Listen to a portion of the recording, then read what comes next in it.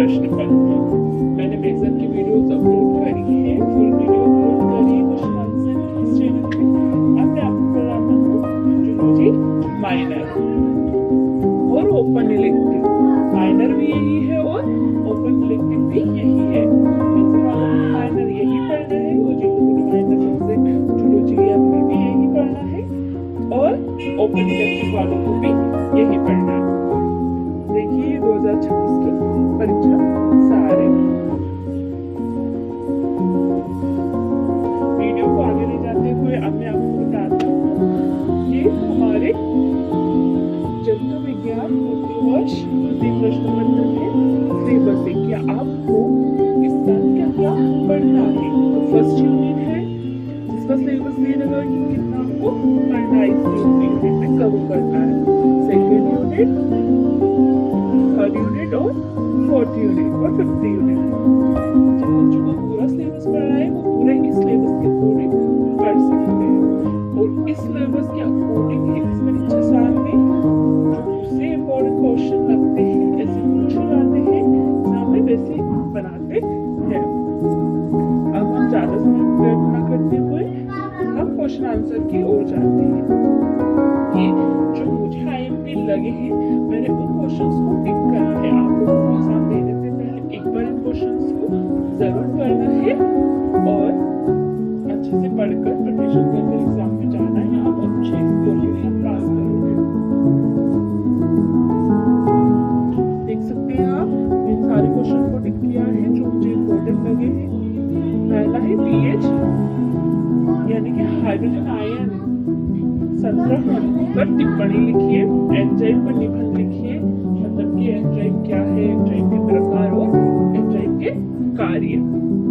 और फिर एक क्वेश्चन ये है एंजाइम क्रियाशीलता को प्रभावित करने वाले कारक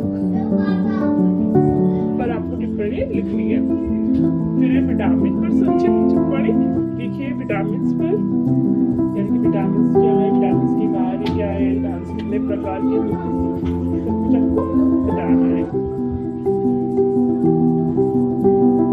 जल में घुलनशील विटामिन पर टिप्पणी लिखिए।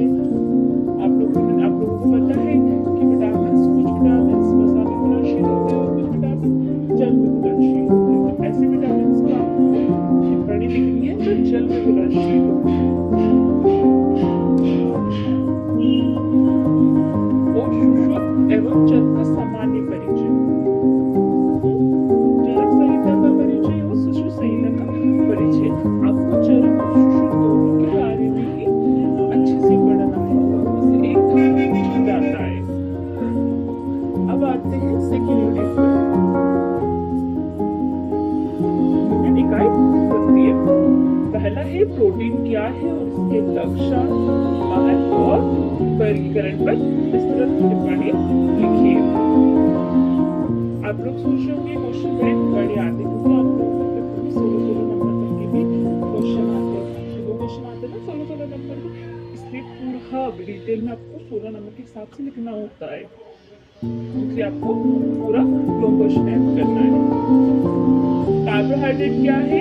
रासायनिक प्रकृति के आधार पर कार्बोहाइड्रेट का वर्णन कीजिए। इलेक्ट्रॉन और इलेक्ट्रॉन ट्रांसपोर्ट श्रृंखला पर टिप्पणी लिखिए। ये सेकंड यूनिट का है। पूरे चक्र पर टिप्पणी लिखिए और ताप नियंत्रण क्या है वर्णन कीजिए। बेसल मेटाबॉलिज्म रेट अथवा BMR पर टिप्पणी लिखिए। अब हम जाते हैं इकाई 3 पर। क्वेश्चन बताते हैं स्तनियों में शोषण की कार्यकी का स्तर वर्णन कीजिए। इसका दूसरा क्वेश्चन है और्निथिन चक्र पर टिप्पणी लिखिए। तीसरा पराशर नियमन का विस्तृत वर्णन कीजिए। चौथा क्वेश्चन है आपका इम्यून तंत्र क्या है, इसमें भाग लेने वाली कोशिकाओं का वर्णन कीजिए। पांचवा क्वेश्चन है आपका मायोग्लोबिन पर टिप्पणी लिखिए। आपको थर्ड यूनिट से 5 क्वेश्चन इंपोर्टेंट दिए गए हैं। इकाई 4 का पहला क्वेश्चन है सिनेप्स पर संक्षिप्त टिप्पणी लिखिए। तंत्रिका तंत्र, आवेग, नीचे संकोचन पर टिप्पणी लिखिए। गोरी चक्र को समझाइए। रेखित और अरेखित पेशी में अंतर बताइए। पेशियों की थकान का वर्णन कीजिए। अब इकाई 5 पे आते हैं।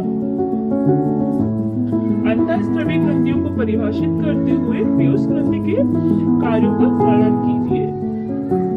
हार्मोन के लक्षणों के संबंध में विस्तार से लिखिए। एड्रेनलिन ग्रंथि की संरचना बताते हुए उसके हार्मोन की संश्लेषण का वर्णन कीजिए। थायराइड ग्रंथि की संरचना व उसके स्राव और स्रावित हार्मोन के कार्य का वर्णन कीजिए।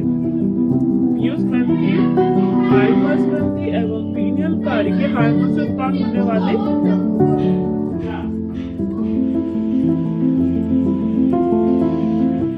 टिप्पणी लिखिए। मधुमेह अथवा इंसुलिन हार्मोन व उसके कार्य पर। स्टेरॉइड हार्मोन के कार्य एवं क्रियाविधि की व्याख्या कीजिए। केशोरकी के नर जनन तंत्र का वर्णन कीजिए और मनुष्य के मादा जनन तंत्र का सचित्र वर्णन कीजिए। यानी कि आपको चित्र भी बनाना है और उसके बारे में समझाना भी है। इसका लास्ट क्वेश्चन है 50 यूनिट का। मादा में दुग्ध स्राव की क्रिया एवं हार्मोन नियंत्रण का वर्णन कीजिए। तो ये आपके पांचों चैप्टर के आईएमपी क्वेश्चन थे। एक बार आपको जरूर पढ़ना है ये क्वेश्चंस और इनके आंसर्स। अगर आंसर आपके पास नहीं होते अवेलेबल तो आप मुझे कमेंट कर सकते हैं। मैं उसके लिए भी लॉन्ग वीडियो बना दूंगा जिससे आपको सारे क्वेश्चंस के आंसर मिल जाएंगे और आसानी रहेगी याद करने में। Okay, thank you so much.